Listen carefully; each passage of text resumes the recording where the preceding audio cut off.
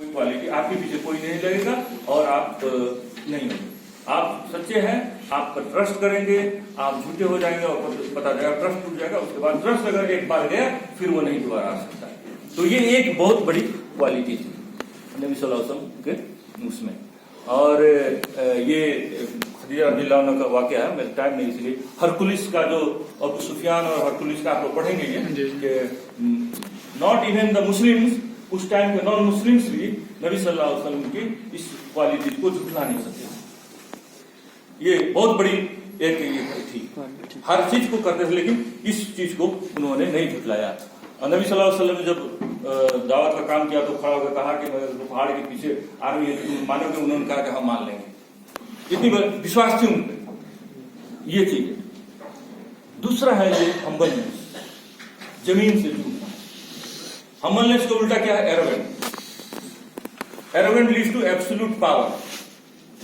वो एरोगेंट होगा वो एकदम एब्सोल्यूट पावर पे डिक्टेटरशिप की तरफ जाएगा। Dictatorship lead to corruption. Highest level of corruption in leadership is the assuming himself or herself as equal to the God। देख लीजिए फिरौन का वाक्य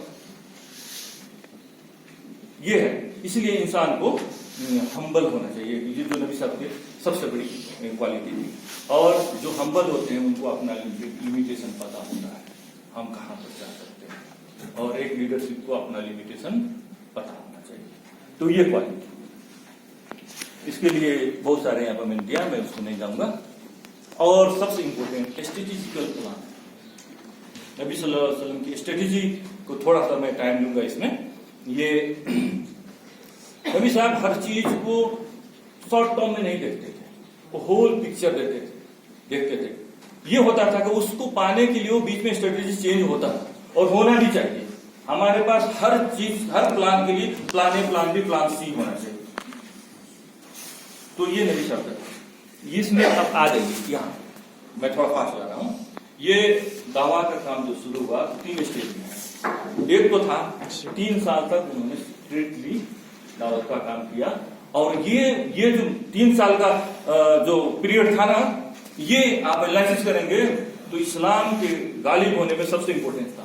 उस वक्त जो सहाबा थे वही इस्लाम को लेकर चले, उसमें खुलफाए राशिदीन है, बाकी सहाबा लोग, उनकी जो ट्रेनिंग हुई ना उस वक्त, ये 3 इयर्स ऑफ सीक्रेट पीरियड में हुई।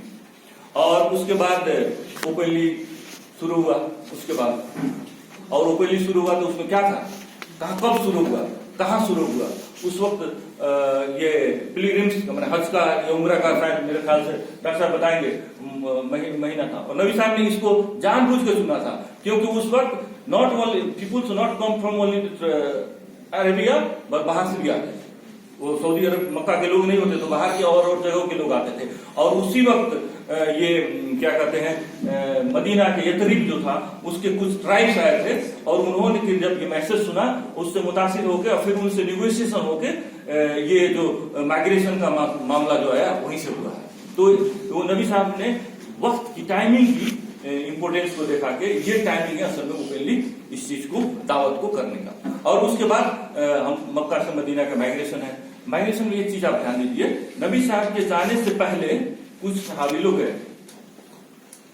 इसमें स्ट्रेटेजी देख लीजिए, अगर मैं इसको देखा तो वहां पर जाके हमवार हर चीज को, नबी साहब उस माहौल को क्रिएट करना, माहौल को क्रिएट करना कहने से नहीं होगा। जब आपके काम से जब वहां के लोग देखेंगे, मैसेज में सुन रहा फलाने आदमी बहुत अच्छा है, लेकिन जब मैं उनसे मिलूंगा तो एक्चुअल वो क्या है, उनके व्यवहार से मुझे पता लगेगा।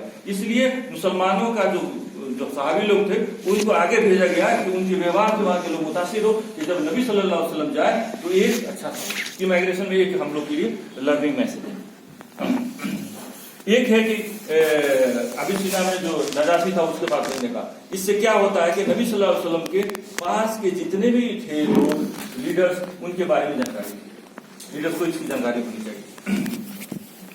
और स्लेव उस वक्त जो गुलाम और औरतों का राइट के बारे में नबी सल्लल्लाहु अलैहि वसल्लम ने कहा, क्योंकि ऑपरेस्ट थे ये, और ऑपरेस्ट पे काम करने के बाद बहुत बड़ा इसी था। अब आ रही है एक बहुत बड़ी ट्रीटी हुदैबिया, जो माइलस्टोन इस्लामिक हिस्ट्री में साबित हुई। ये 6 हिजरा में नबी सल्लल्लाहु अलैहि वसल्लम जा रहे हैं 1400 सहाबी के साथ, कुछ कैमल्स वहां पे उम्रा के लिए जा रहे हैं और कुरैश ने रिफ्यूज कर दिया। 8 माइल दूर ही है ये हुदैबिया जगह। और अमर बिन सुहेल कुरैश की तरफ से आए, निगोशिएशन हुआ और अली रज़ियल्लाहु अन्हु ने उस ट्रीटी को लिखा। ट्रीटी को लिखते वक्त पहले बिस्मिल्लाह रहमान रहीम उन्होंने अपोज किया।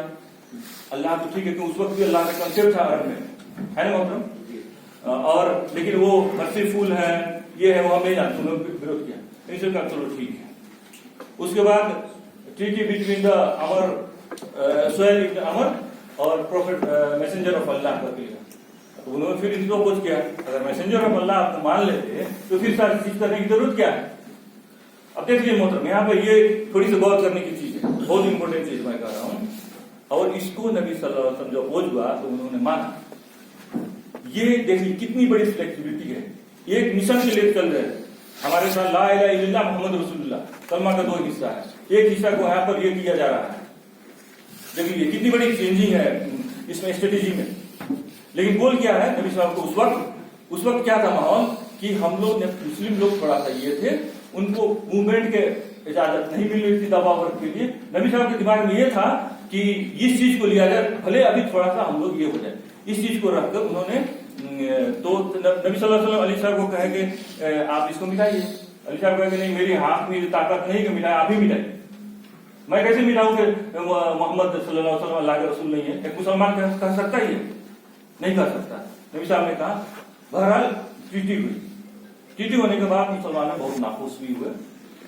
और ट्रीटी की क्या पॉइंट है आप एक बार थोड़ा खरी नजर डाल लीजिए। मैं कहा ये 10 साल से कोई वार नहीं करेंगे, मक्का के लोग मदीना बजाएंगे उसको लौटा देना है, ये मदीना मक्का में तो नहीं लौटा सकते हैं, आप इस साल उम्रा नहीं करेंगे, अगले साल से आएंगे, ये सारी चीजें। इस पे ये हुआ कि नहीं ऐसा नहीं हो सकता, उमर रज़ियल्लाहु अन्हु ने शायद इसको ये किया, तो हुआ कि अब यहीं पे हम लोग इसको जबर कर देते हैं और यहीं से चल जाते हैं। तो इसमें लोगों ने, नबी साहब ने कहा, लोगों ने नहीं माना।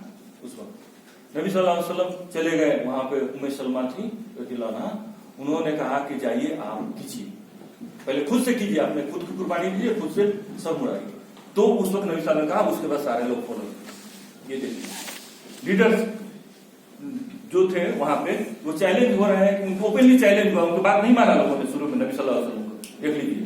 फिर उन्होंने वो एक्ट खुद किया, उसके बाद उन्होंने माना। और उसमें कंसल्टेशन किसका, कंसल्टिंग लीडरशिप प्रोसेस में कंसल्टेशन बहुत जरूरी है। आप राय लीजिए दूसरों का, ये चीज यहां से हुदैबिया की ट्रीटी से। और इससे सबसे बड़ा इसका क्या फायदा, ये तो है, ये चीजें तो है। एक फायदा यह है, कुरैश ने पहली बार इस्लामिक स्टेट को माना, जो मदीना में स्टेट जो कायम हो रही थी इस्लामिक स्टेट, उसको माना। और उन्होंने नबी सल्लल्लाहु अलैहि वसल्लम को लीडर भी माना, क्योंकि आप ट्रीटी कर रहे हैं, लीडर से कर रहे हैं। ये सबसे बड़ी जीत थी मुसलमानों की उस वक्त हुदैबिया की ट्रीटी में, स्टेट का रिकॉग्निशन और लीडरशिप का रिकॉग्निशन। तो ये उसके फायदे हुए।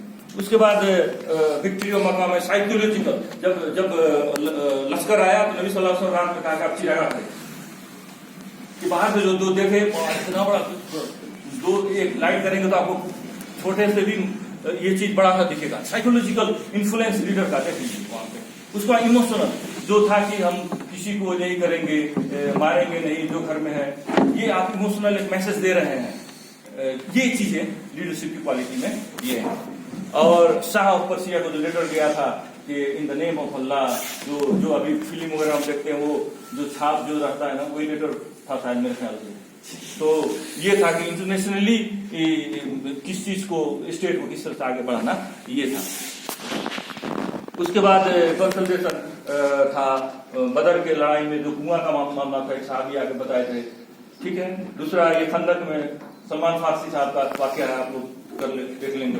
ट्रीटी हुदैबिया में मैंने बता दिया। उसके बाद अजान के बारे में दूसरे साहब बताए, ये चीजें कंसल्टेशन के तौर पे।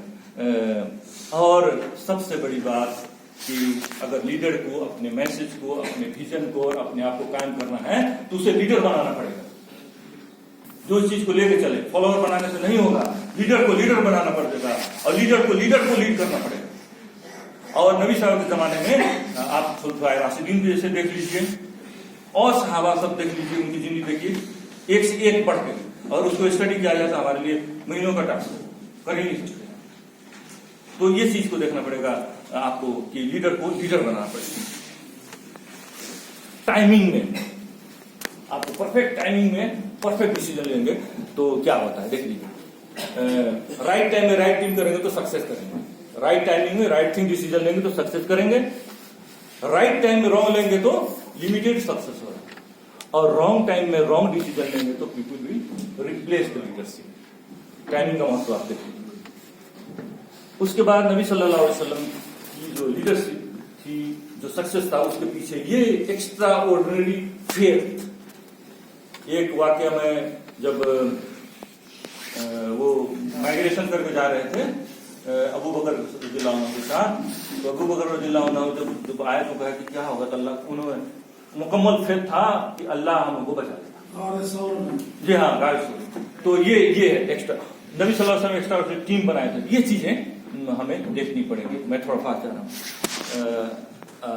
नॉट नहीं, क्योंकि ये इतना ही से नहीं चलेगा, हम लोग को स्टडी करनी पड़ेगी इसके बारे में।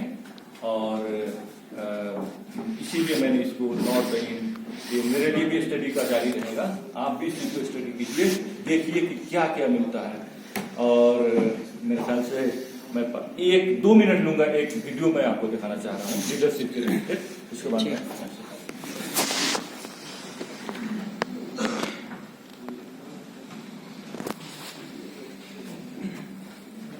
मुफ्ती नहीं कह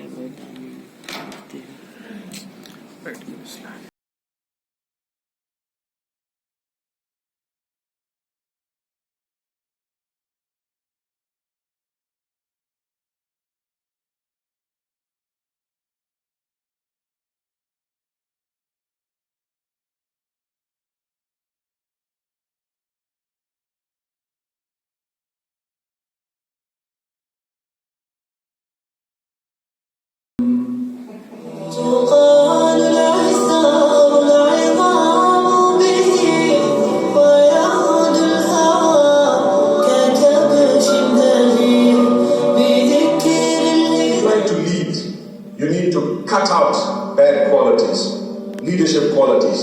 You know, drugs is being promoted, nudity is being promoted, pornography is being promoted, adultery is being promoted, promiscuity is being promoted. So many bad things are being promoted. Do you know why? One of the reasons is to knock you out so that you will no longer have leadership qualities. That's it. Wallahi, that's one of the reasons. They calculate it. They get into countries that they feel, you know, this country has powerful people who may come out as leaders. And what will they do? Promote the drugs, promote the nightlife. If you are a person who's in the club every day, you will not lead anyone. You just lead the bottle of alcohol to your lips. That's all. So I'm a big leader. Leading what? Leading the bottle to my mouth. May Allah forgive us. And you perhaps know how to dance. Big deal. Know how to dance. Dancing will lead you where? You know, they say dancing will have to happen in Jahannam because the fire will make you dance. You know, when there is a fire and you're trying to protect yourself from it, you have to dance. But your salah will lead you to Jannah. There is sukoon, there is comfort, there is, you know, that serenity, there is stability. This is Allah subhanahu wa ta'ala. When Allah has instructed you to do things, and if you do them the way He has instructed you, it will automatically show that this person has leadership qualities. You are disciplined, you get up early morning, you only eat specific food, specific time, you speak well with everyone, you respect people, you try to follow rules and regulations, you are disciplined completely, you have leadership qualities. So people want you to turn away from Islam, so they start questioning you, they start putting thorns upon your path, they start distracting you. So if you become distracted, and you no longer have rules and regulations, no more discipline, you do as you please, you cannot be a leader. Take a look at the divorce rates today. We cannot even lead our own homes. Where are we going to lead the ummah? Allahu Akbar. Really, it's a fact. Divorce rate is so high, it goes beyond 50% in a lot of cases. Learn to be disciplined, and this is what will help you. And this is what will help you to help others. Learn to be concerned about other people.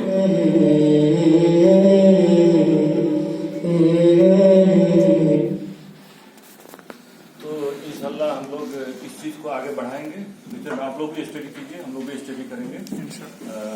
اسی کے ساتھ میری presentation کو ختم ہوگی. والسلام علیکم ورحمۃ اللہ وبرکاتہ.